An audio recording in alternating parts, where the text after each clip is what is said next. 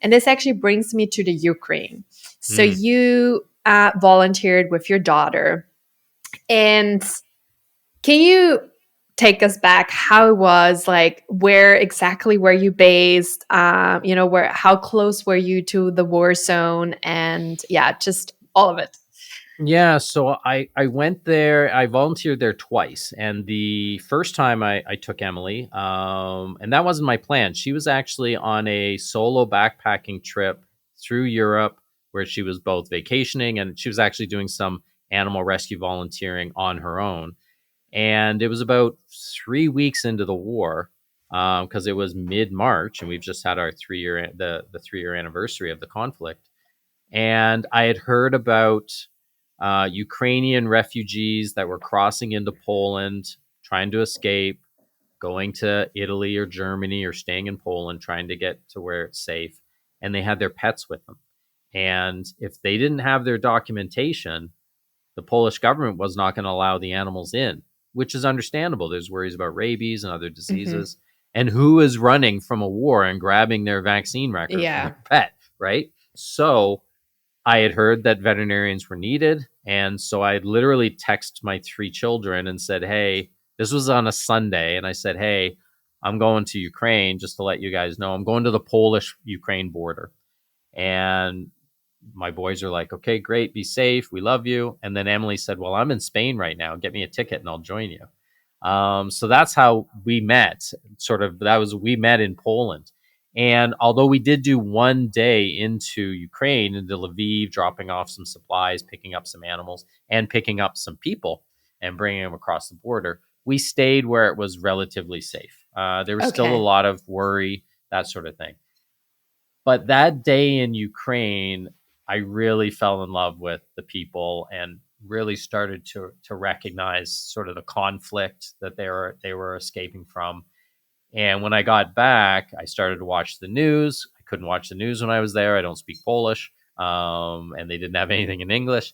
So I Mm-hmm. really started to see some images that upset me. And so I decided in the summertime to go back. And this time I didn't go with my daughter for obvious reasons, because I went into Kharkiv, Mm-hmm. which is far Eastern Europe.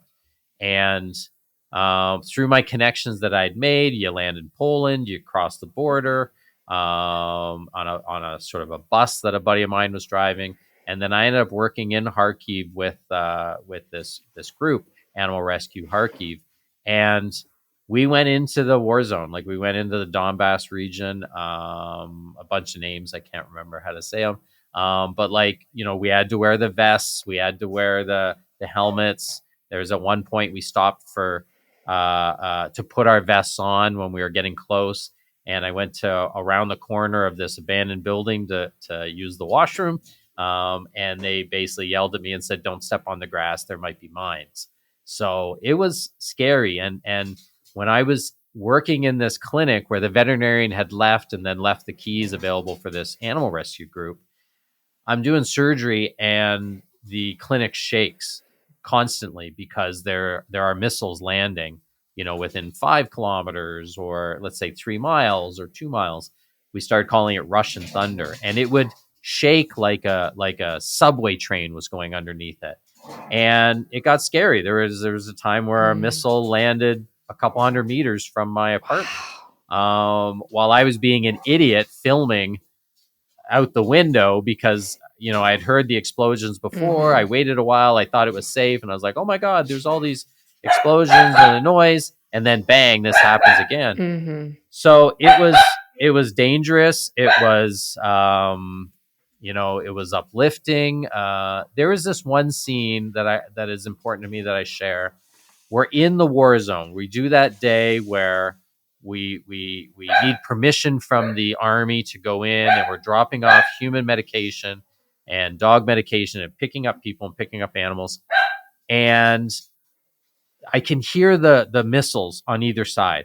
Like, I can hear within 3 miles of me explosions, and it's coming from the Russian forces, if you kind of understand the geography. And then a minute later, you hear it on the other side. So the Ukrainian alliance forces fighting back. And then I'm going to get emotional. And then I hear children laughing. And So I go around the corner to look, and there's these like 8 or 9 kids between the ages of 6 and 10 playing in this playground, laughing and kicking the soccer ball and going down the slide and not wearing any safety gear. Mhm. I'm dressed up because I'm frightened and I'm trying to be safe. And it was such a beautiful but also tragic scene. Beautiful that these kids had adapted and learned to live their life Mhm. and learned to still be children, but still so sad that they had to, that they had Mhm. to deal with this. So um it's no surprise that after that trip, when I got back, is when I decided to take a second mortgage out of my house and do this Mhm. film that I had always wanted to do, because I just realized, life is short and there are things that are more important than just paying bills. Pardon me. And um, it was a trip that changed me forever. And I am so sad to what they're having to go through. And right now, my friends in Kharkiv are under siege, and um, somehow this conflict has to end without getting political. I just want everyone to be Mhm. safe.